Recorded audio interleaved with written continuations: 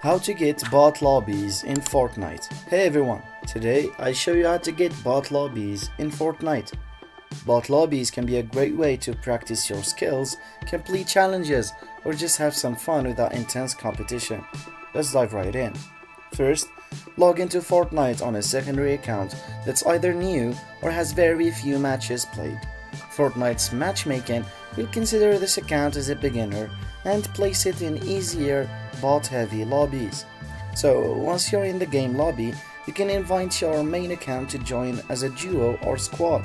This lets you play alongside your main character in a bot lobby.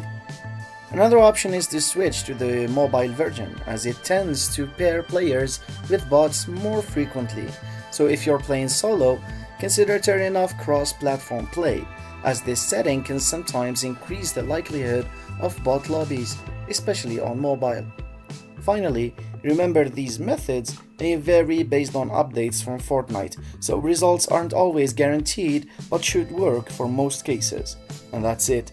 Now you're ready to enjoy practicing in Fortnite with bot lobbies. If this was helpful, hit the like button and subscribe for more tips. Good luck and enjoy your matches.